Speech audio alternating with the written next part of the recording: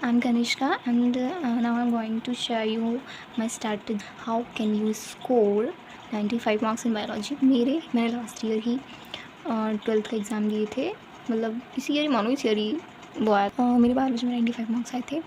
और अब मैं आपको बताने वाली हूँ कि आपको कैसे कैसे पढ़ना है, क्या क्या चीज़ करनी है। बहुत प्रैक्टिकल थिंग बताने वाली हूँ, ठीक है। अब देखो, ये है, आज है 2 अगस्त, ठीक है। आपके पास कितने महीने हैं? अगस्त, फरवरी को भूल जाओ, ठीक है। फरवरी का कोई मतलब नहीं है, बिकॉज़ फरवरी में आप उस सब्जेक्ट की तैयारी करते हो जिसका आपका एग्ज़ाम फरवरी में होता है, ठीक है। तो अगस्त, सितंबर, अक्टूबर, नवंबर, दिसंबर, और आपका टारगेट क्या होना चाहिए कि अगस्त, सितंबर, अक्टूबर, नवंबर, इन 4 महीनों में आपकी जो है सिलेबस बिल्कुल कंप्लीट होना।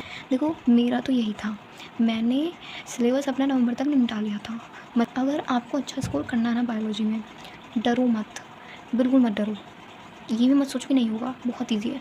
मैं लिटरली बता रही हूँ, जब तक ये डर आपका कब तक रहता है, जब तक रिजल्ट नहीं आ जाता, जब तक आपको आपके नंबर नहीं दिख जाते, जब तक आप पेपर नहीं दे देते, बहुत ईजीली स्कोर कर दोगे, ठीक है। अगस्त, सितंबर, अक्टूबर, नवंबर, मैंने कुछ भी लिखा नहीं है, मैं पहले से लिख के नहीं लाई हूँ कुछ भी, पेपर्स लाई हूँ। अब भी जो मैंने कभी अपनी 12th में स्ट्रैटेजीज़ बनाई थी, मैं कैसे कैसे पढ़ती थी, मैं वही प्रैक्टिकली वही चीज़ आपको दिखाने वाली हूँ।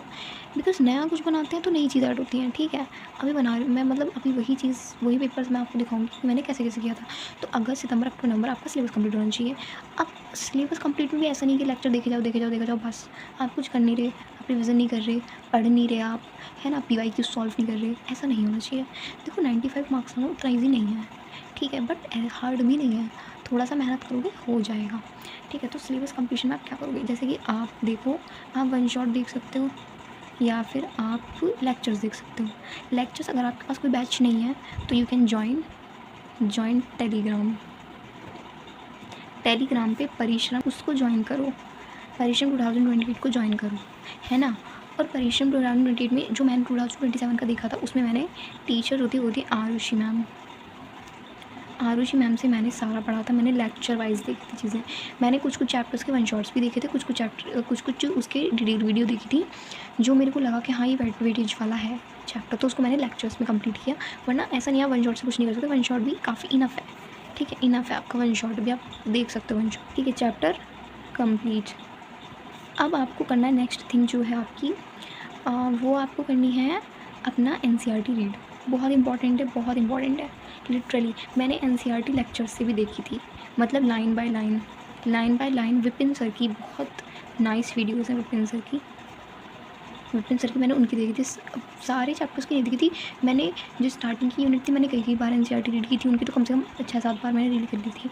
और आप ऐसा मत समझो मैं कैसे कर पाऊँगी भाई, आपके जब UT चलते हैं, UT फर्स्ट होते हैं, UT सेकंड होते हैं, आप करते हो इनमें, ठीक है, ना चाहते हुए भी आप कर लेते हो, तो वो भी आपकी काउंटिंग में आ जाती है, वही चीज़ें आपके दिमाग में बैठ जाती हैं, ठीक है। विपिन सर ही करो। उसके बाद आपको PYQs लगाने हैं, ऐसे लगाओ, अच्छे रहेंगे, बहुत अच्छे रहेंगे। और हाँ, अगर तो आप ऐसे करो, ये रहा एक पेपर, इस पे सारे चैप्टर्स लिखो, यूनिट्स बांटो जैसे भी हैं, और उनको वेटेज वाइज, जैसे ये 20 नंबर की है, ये आपकी 16 नंबर की है, आपके 18 की, इस तरीके से वेटेज वाइज अपने इन चैप्टर्स को बांटो। और मैं एक चीज़ सजेशन करूँगी अपने अकॉर्डिंग कि आप ना जेनेटिक्स वाली जो यूनिट है, जेनेटिक्स वाली यूनिट को आप सबसे लास्ट में छेड़ना, जब आपका नवंबर दिसंबर चले तब, मतलब बेसिकली नवंबर जो होना चाहिए वो आपका जेनेटिक्स की यूनिट के लिए होना चाहिए।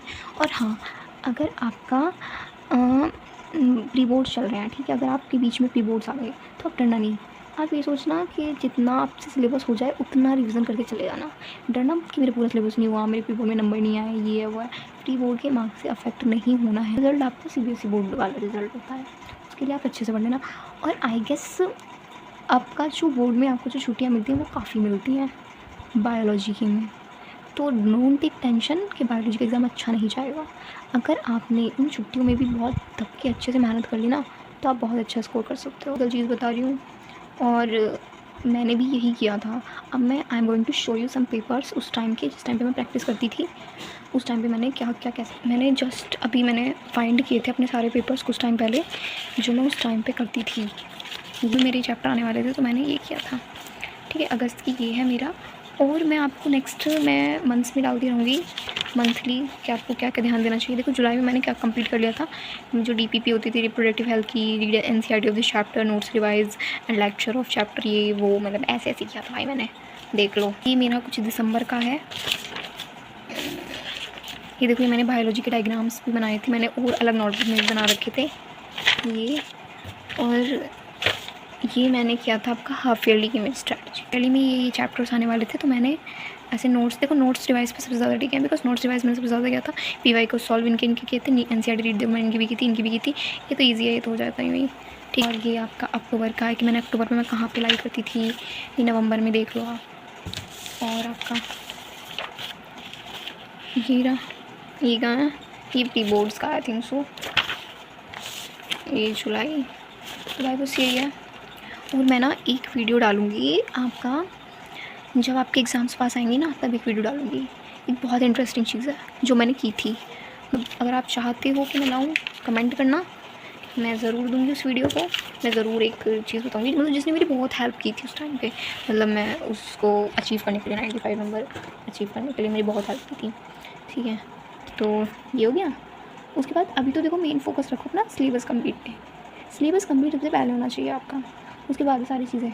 उसके बाद आप नोट्स रिवाइज़ करते रहो, ये तो होते रहेंगे, आपका पेपर चलते रहेंगे, आप अपने एग्ज़ाम की प्रैक्टिस करते रहोगे, अपना PYQs लगाते रहो, ठीक है। और अच्छे से डिटेल वीडियो में बनाऊँगी आपकी जब आपके एग्ज़ाम्स पास आएंगे, है ना।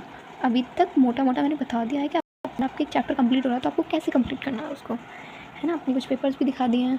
बाकी मैं सैम्पल पेपर का ट्रुथ आपको बाद में बताऊँगी कि मैंने सैम्पल पेपर किए थे, नहीं किए थे, किए थे कितने किए थे, कैसे कैसे किए थे, वो मैं आपको बाद में बताऊँगी।